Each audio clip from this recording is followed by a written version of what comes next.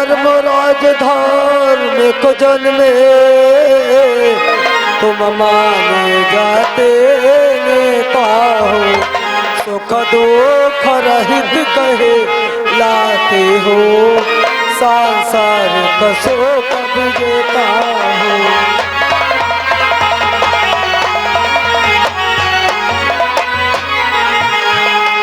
सुख दुख रहित कहे लाते हो, सांसारिक शोक विजेता हो।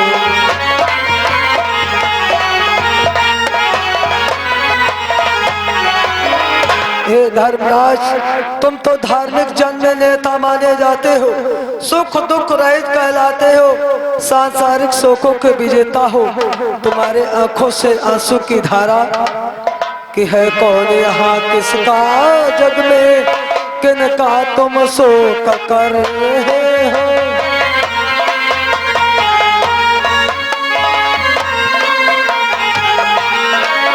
किनका तुम शोक कर रहे हो, ये सब मिट्टी के पुतले थे जिनका तुम शोक कर रहे हो।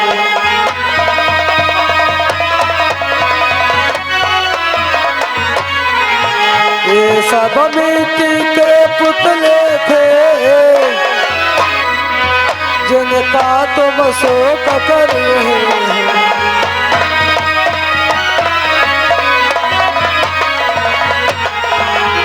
धर्मराज, आखिर इतना बड़ा रुदन किसके लिए कर रहे हैं? ये सब मिट्टी के पुतले थे, सो मिट्टी में मिल गए। धर्मराज, इस प्रकार से छुप छुप कर बातें करने वाले तुम कौन हो? धर्मराज,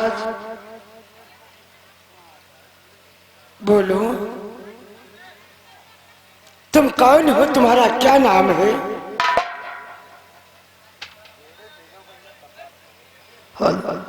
धर्मराज, जानना चाहते हो कि मैं कौन हूँ? कौन हो? कि मैं इस पराग का स्वामी हूँ, जल है तो यहाँ जो आता है।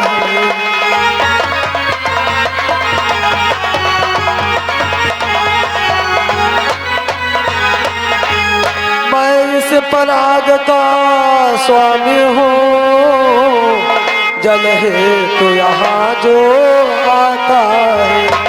बतलाता बात नहीं मेरी, जल पीता तो मर जाता है।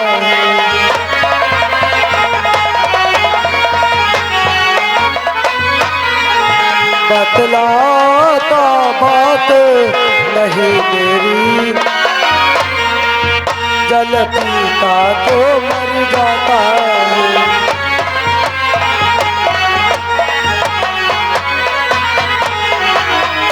मैं इस जलाशय का रक्षक हूँ, मैं इस जलाशय का स्वामी हूँ। यहाँ पर जो भी जीव जान जल पीने है तो आता है। मैं उससे कुछ प्रश्न करता हूँ, अगर मेरे प्रश्नों के उत्तर दे देता है तब तो ठीक, अन्यथा इसका परिणाम बहुत कठिन होता है। क्या कहा? जो भी इस सरोवर में जल पीने के लिए आता है, बगैर तुम्हारे प्रश्नों के दिए हुए उत्तर को जल को ग्रहण करता है, वो मृत्यु को प्राप्त हो जाता है।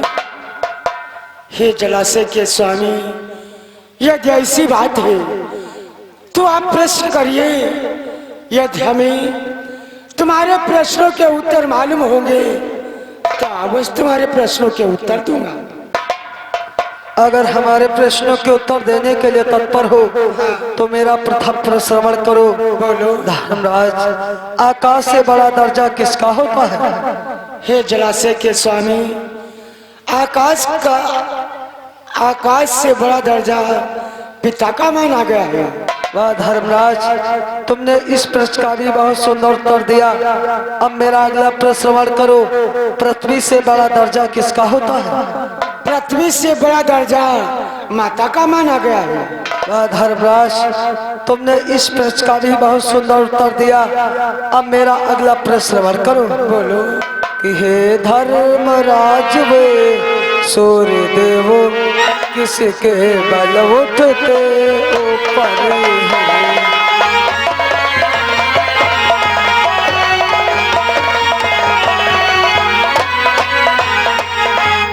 हे धर्मराज वे सूर्य देव किसके बल उठते ऊपर है। उनके किरणों के पास कौन सर्वदा लगाते चक्कर है।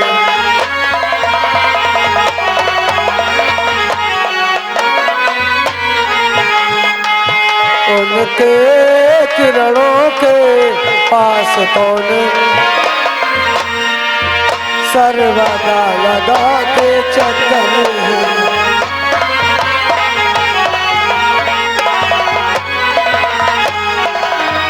धर्मराज वे सूर्यदेव किसके बल को पा करके ऊपर को उठते हैं। उनके किरणों के आसपास कौन चक्कर लगाता है। मेरे प्रश्न का उत्तर दो धर्मराज, उत्तर दो।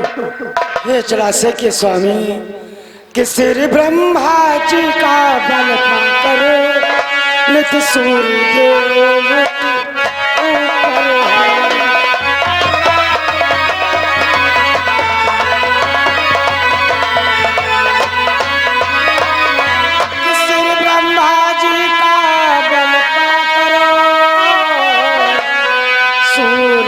को जीवित करना चाहते हैं। हे जलाशय के स्वामी मैं धर्मराज युधिष्ठिर भीम अर्जुन ये कुंती माता के पुत्र हैं,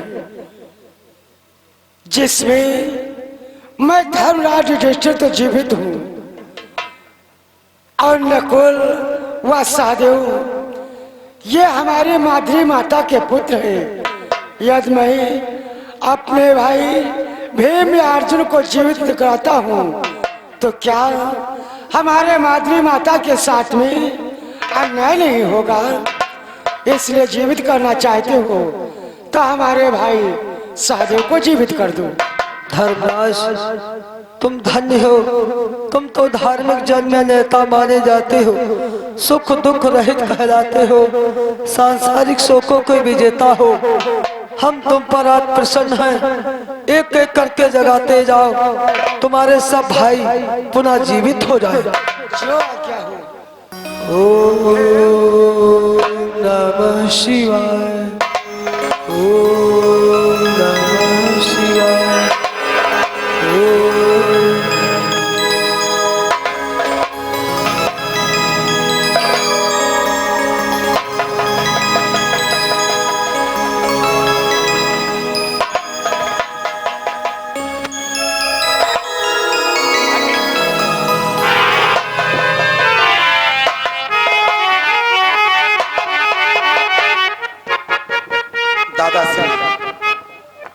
ना जाने मैं इस सरोवर पर आया और इस सरोवर पर किसी ने मुझे रोका और वो कह रहा था कि मेरे प्रश्न के उत्तर दो, उसके बाद में चल पाऊं। लेकिन दादाश्री मेरे जोरों से प्यास लगी थी, उसके प्रश्न के उत्तर बिना दिए हुए मैंने जिस समय जल को पान किया मुझे घोर मूर्छा आ गई। दादाश्री रात भर वो सरोवर के स्वामी थे, उनके बगैर प्रश्नों के दिए हुए उत्तर कोई भी इस सरोवर का जल ग्रहण करता है मृत्यु को प्राप्त हो जाता है। मैं इस सरोवर पर आया और जलाशय के स्वामी को हर एक प्रश्नों का जवाब दिया, पुनः आप लोगों को जीवन दान दिलवाया। अब चलो चलते हैं, पूरे पंचाली रास्ता देखती होगी कि क्या से क्या हो जाए रे पल में, क्या से क्या हो जाए रे पल में, और मिट्टी बना शरीर का कोई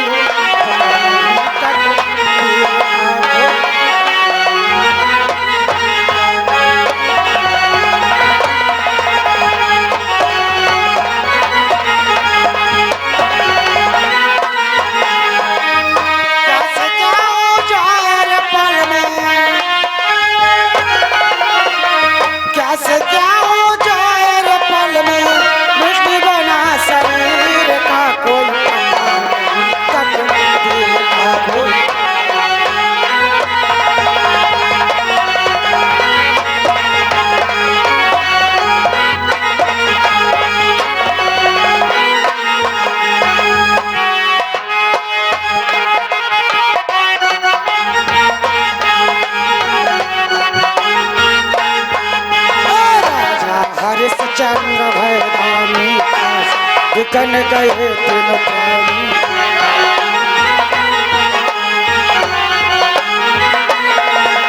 राजा हरिश्चंद्र भयदानी काशी बिकन गए तीन प्राणी।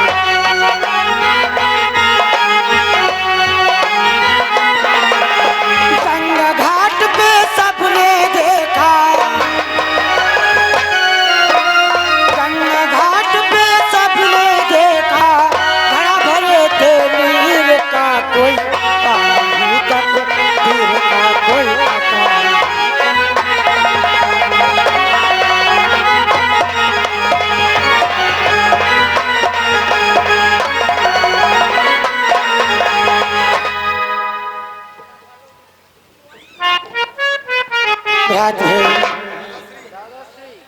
देखो दुर्योधन ने जो 12 वर्ष का वनवास, 1 वर्ष का अज्ञातवास दिया था, जिसमें 12 वर्ष व्यतीत हो चुके हैं। अब बचा है सिर्फ अज्ञातवास। दादाश्री, ये अज्ञातवास कैसे बिताओगे?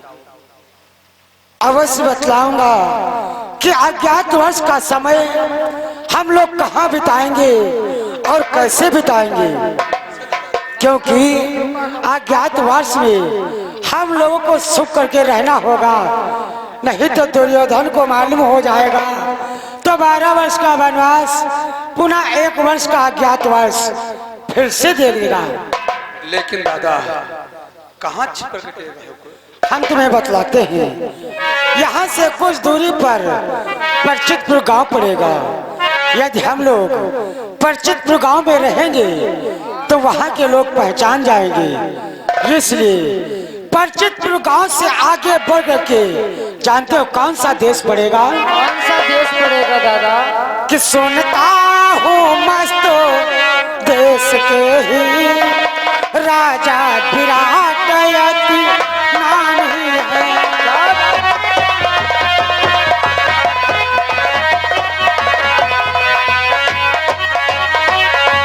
कि सुनता हूँ मस्तो देश के ही राजा विराट यति नामी है। गुड़ियों का आदर करते हैं, सज्जन है सत बजाने।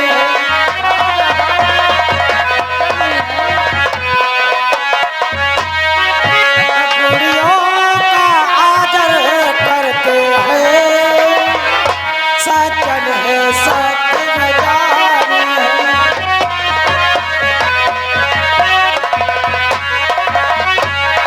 यहाँ से चल करके कोई दूरी पर मस्त देश पड़ेगा, जहाँ के राजा विराट हैं। वो धर्म के मार्ग पर चलते हैं, धर्म का पालन करते हैं। और जानते हो कैसे रहना होगा वहाँ? कैसे रहना होगा दादा? कि उनके हम अगर रहे चलकर तो नहीं कोई पहचाने।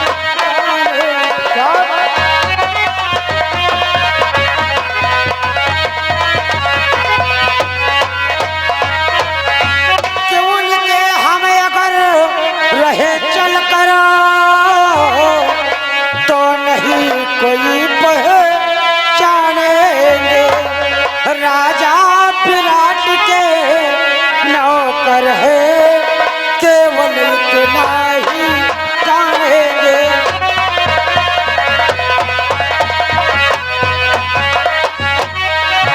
राजा विराट के नौकर है, केवल इतना ही जानेंगे।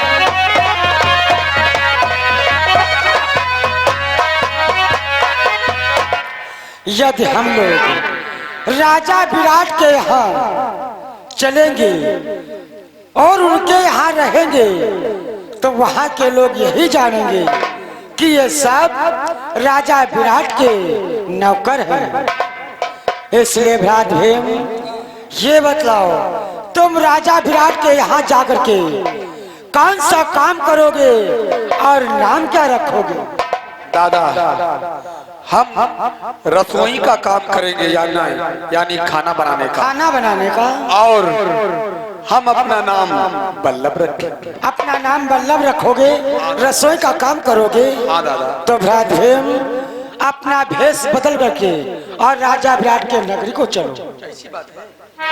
परंतु दादाश्री, भैया भीम पे मुझे संदेह है। दादाश्री, भैया भीम से या कोई भी कटुक वचन कह दिया तो भैया भीम उससे भिड़ जाएंगे। सत्य कहते हो भ्रात अर्जुन, लेकिन भ्रात भीम को अपने क्रोध को अपने आप में रखना होगा, क्योंकि ये अज्ञातवास का समय आसानी से व्यतीत हो सके। ठीक है दादा, मैं आपकी आज्ञा का पालन करूंगा। चलो भ्रात अर्जुन, ये दादाश्री, तुम बतलाओ, तुम राजा विराट के यहाँ जाकर के क्या करोगे? नाम क्या रखोगे? दादाश्री जानते हो मैं कौन सा कार्य करूंगा?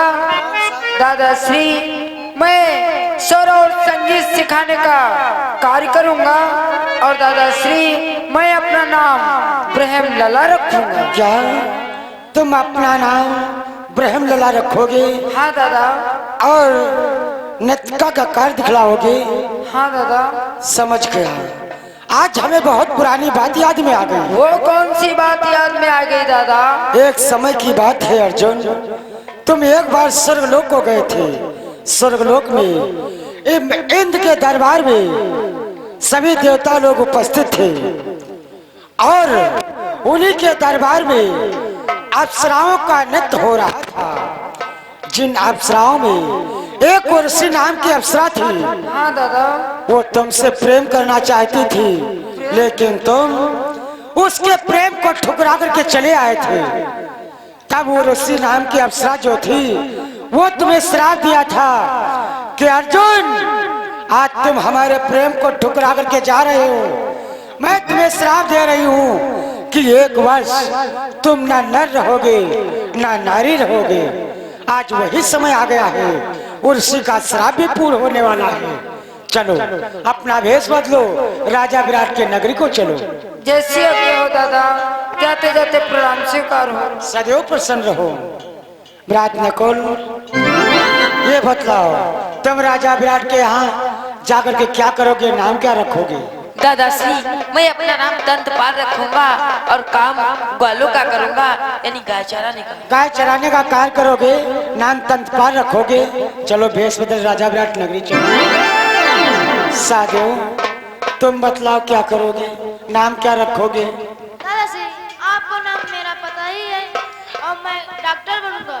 ओ, यानी नाम तुम्हारा हम रखते हैं ग्रांथिक और तुम घोड़ों की देख रेख करोगे। यदि ऐसी बात है, चलो अपना भेष बदलो, राजा विराट के नगरी को चलो।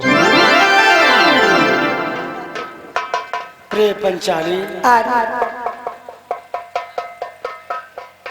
तुम बतलाओ, तुम तो रणवासों में पलने वाली रानी महारानी होते हुए राजा विराट के यहाँ क्या करोगी? नाम कौन सा रखोगी? मैंने तो सोच लिया है, क्या? मैं महारानी का श्रृंगार करूंगी और अपना नाम शैलेंद्र रखूंगी। क्या कहा? किंतु आप क्या करेंगे और अपना नाम क्या रखेंगे? पंचाली, मैं अपना नाम कंक रखूंगा और मैंने सुना है कि राजा विराट को चौसर का खेल अति प्रिय है, इसलिए मैं चौसर का खेल खेलने और सिखलाने का कार्य करूंगा। सत्य कहते हो, मनुष्य का तन पा करके कुछ न कुछ अवश्य करना पड़ेगा। इसलिए चलो, सभी लोग भेष बदलने गए हैं, हम और आप भी चलते हैं। चलो पंचाली।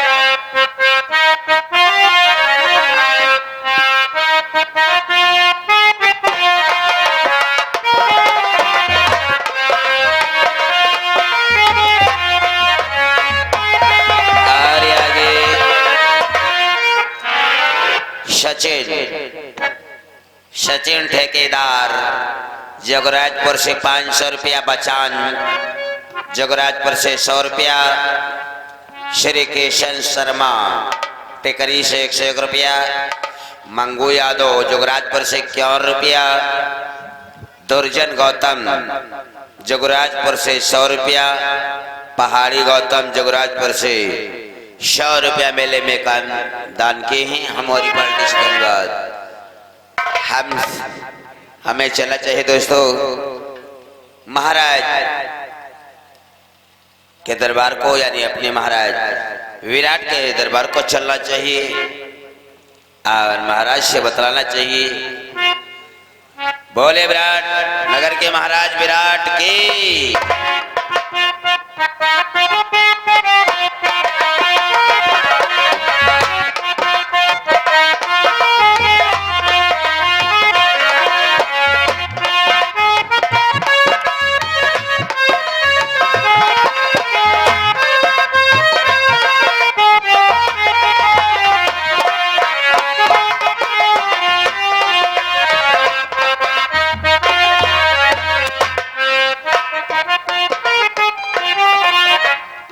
महाराज की।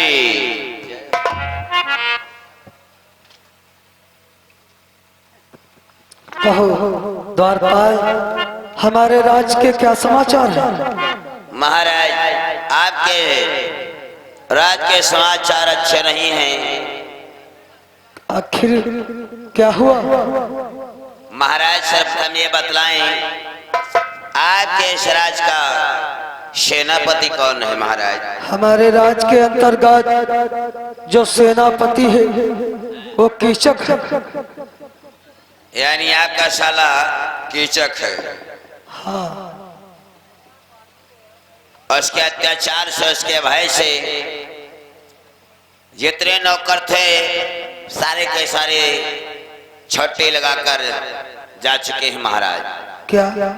हाँ। कीचक के अत्याचार से जितने नौकर थे सब छुट्टी लगाकर जा चुके हैं। हाँ महाराज, अगर ऐसा रहा तो मैं भी छुट्टी लगाकर चला जाऊंगा महाराज। ठहरो, अगर तुम चले जाओगे तो यहाँ मैं किसके सहारे रहूंगा, इसलिए तुम मत जाओ। ठीक महाराज, मैं नहीं जाऊंगा। अब अपने साले कीचक पर क्यों नहीं दबाव डालते हो महाराज? क्या करूं, जब मैं कीचक के ऊपर दबाव डालता हूँ हाँ हाँ, तो जो उसकी बहन सुदेशड़ा है ना। बस बस महाराज समझ गया। क्या समझ गए? जैसे आप कीचक के दबाव डालते हो, कीचक अपनी बहन के पास जाता है और बहन महारानी तुमका धर के हाव के देते हैं और तुम एकदम मुसवा हो जाते। यही बात समझ गया महाराज। परंतु ठीक महाराज, मैं नौकरी छोड़ के नहीं जाऊंगा। आज से आपको अपने साले कीचक पर ज्यादा से ज्यादा ध्यान देना होगा महाराज। अवश्य, आज से मैं कीचक के ऊपर कड़ी नजर रखूंगा। अगर कोई भी गलत काम करेगा तो मैं उसे दंड दूंगा। ठीक महाराज। और हमारे लिए क्या आदेश है महाराज? तुम्हारे लिए आदेश है, जितने नौकर छुट्टी लगा करके जा चुके हैं हाँ। सब भरपाई किए जाए। ठीक महाराज। और अभी तक जितने नौकर गए उनकी सारी की सारी लिस्ट है मेरे पास महाराज। आखिर कौन कौन से नौकर जा चुके हैं, उनके नाम क्या है?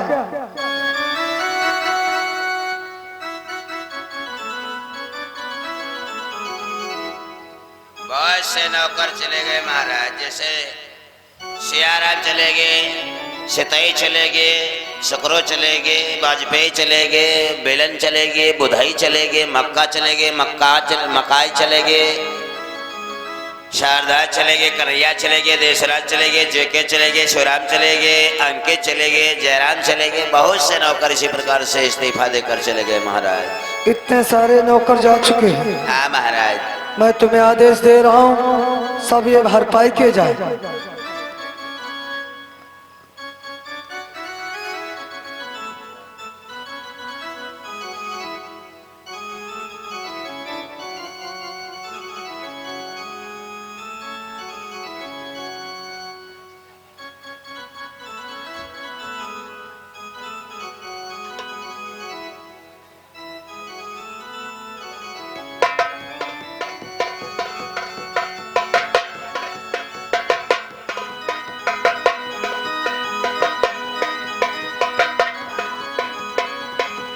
सदा सुखी रहो। कहो तुम कौन हो, किस लिए आए हो? राजन, मैं आपके राज दरबार में नौकरी हेतु आया हूँ राजन। क्या तुम नौकरी हेतु आए हो? कि आचरण तुम्हारे सुंदर है, देवताओं जैसी बाणी है।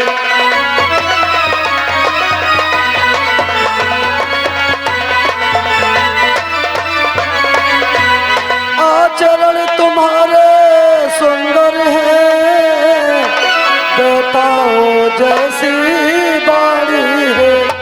हे विप्र कहो इस नगरी में, क्या आने का क्या कारण है?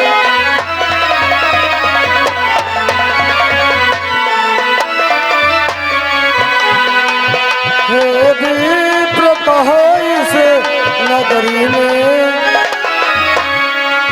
क्या आने का क्या कारण है?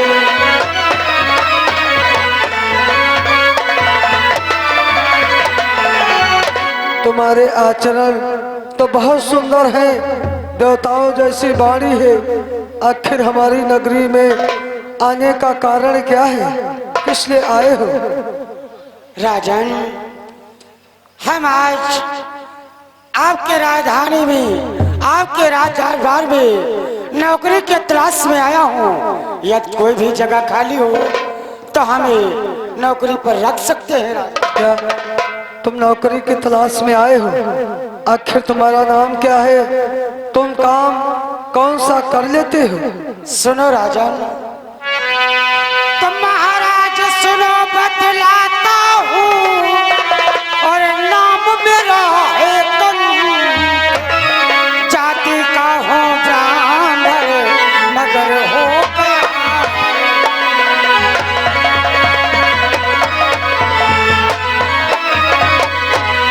जाति का हो ब्राह्मण, मगर हो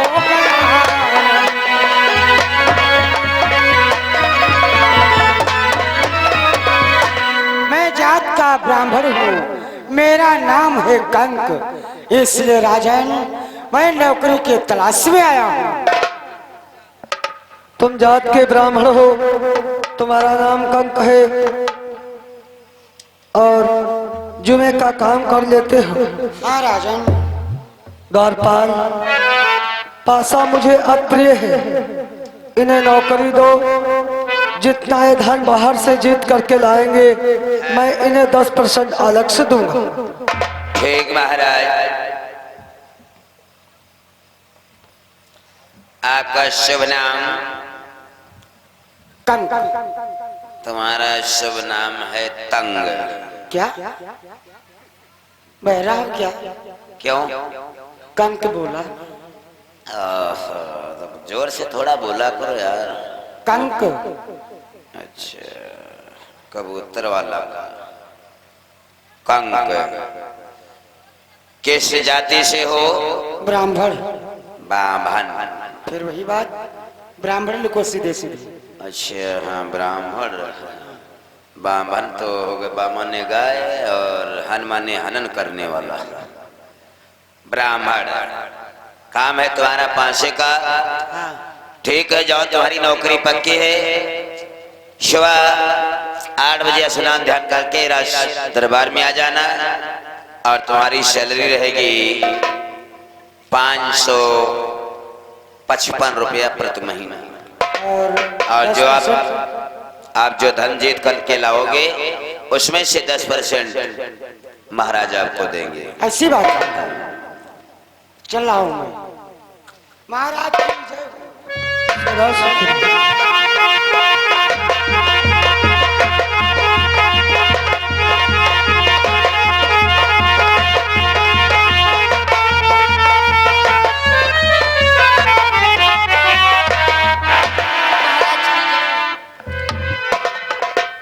कहो तुम कौन हो, कहाँ से आ रहे हो, तुम्हारा नाम क्या है? महाराज, मैं आपके नगर में नौकरी के तलाश में इधर उधर भटक रहा हूँ। क्या तुम नौकरी की तलाश में आए हो? आखिर तुम कौन सा काम कर लेते हो? तुम्हारा नाम क्या है? महाराज हमारा नाम तंतपाल है और हम काम गाय चराने का करते हैं। क्या तुम्हारा नाम तंत्रपाल है? तुम गाय चराने का काम कर लेते हो? हाँ महाराज। द्वारपाल, गौशाला में कोई दिक्कत तो नहीं? है महाराज, और जो गोला था वो भी नौकरी छोड़कर चला गया महाराज। क्या वो ग्वाला था नौकरी छोड़ करके चला गया? हाँ महाराज। तो देखो ये तंत नाम का मुसाफिर आया है, इन्हें नौकरी दो। ठीक महाराज। ये गाय चराने का काम कर लेते हैं। अच्छा, आपका शुभ नाम? तंतपाल। चंद्रपाल। चंद्रपाल नहीं भैया, तंतपाल। अच्छा, तंत्रपाल तकली वाला था। तंत्रपाल काम है गाय चराने का। ठीक है, जो तुम्हारी नौकरी पक्की है। सुबह 8 बजे स्नान ध्यान करके गौशाला को पहुंच जाना। पहले कहीं नौकरी करते थे? हाँ। कहाँ? हसनापुर में। किसके वहाँ? महाराज धर्मराज के। उन्हें क्या हुआ? बस किसी कारण बस नौकरी छूट गई हमारी। अच्छा अच्छा, ठीक है। तो वहाँ पर गाय चराने का काम करते थे? हाँ। तो वहाँ पर कितनी गाय थी वहाँ? 700। 700 गाय। हाँ। कितने बछड़े थे? बछड़े थे 300। कितने सड़वे थे? सड़वे थे 500। कितने अंडों थे? कितने बधिया थे? सड़वा? हाँ। सड़वा थे वहाँ पर 450 थे बधिया और 50 अंडू थे। 50 450 बधिया 50 अंडू 700 गाय। कैसे बेचारे जीवन यापन करते होंगे। चलो क्या है, ठीक है। जाओ, तुम्हारी नौकरी पक्की है। भोजन भाव करके स्नान ध्यान करके 8 बजे गौशाला को पहुंच जाना और देख रेख करना। और तुम्हारी तनख्वाह रहेगी 556 रुपया प्रति महीना। अब ये खाना पीना? खाना पानी जब आए हो तो मिलेगा। कोई इच्छा हो तो बताओ। खाने में बनवा देना यही क्या? पनीर वगैरह और रकवाच वकवाच। घर में नहीं दानी, अम्मा चली भुजानी। यहाँ खाए के यहाँ यो नहीं सोचते हो कि वहाँ कार्यालय मिल जाए। ले घूम रहे हो रखो छे। चलो ठीक है, इच्छा है तो तुमको पनीर में बनवा देंगे। भैया यार मैं कोई परमात्मा यार, पैर छो महाराज की मैं कोई परमात्मा।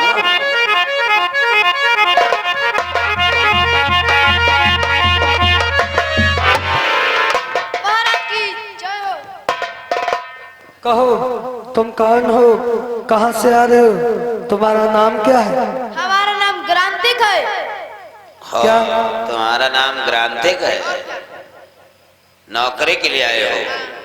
आज कौन सा काम कर लेते हो? डॉक्टर है। डॉक्टर हो? और क्या? हम सोच रहे थे इंजीनियर हो। किस चीज के डॉक्टर हो? वही घोड़े के वो होता था। अच्छा अच्छा अच्छा, घोड़ों की देख रेख कर लेते हो। छोटे मोटे डॉक्टर भी हो? और क्या? ठीक है। तो पहले कहीं नौकरी करते थे या नहीं? करते थे। अच्छा करते थे। तुम्हारा नाम है ग्रांतिक, काम है घोड़ों की देख रेख करना। ठीक है, जाओ स्नान ध्यान करके 8 बजे भोजन भाव करके दरबार में पहुंच जाना अपने अश्वबल में, यानी घोड़ों के वहां। और सैलरी कितनी है? सैलरी तखनवा बोला करो, तनख्वाह कहते हैं उसे। हाँ, उसे तनख्वाह कहते हैं। हाँ, तुम्हारी तनख्वाह रहेगी 576 रुपया प्रति महीना। ठीक ठीक, निकलो। सदा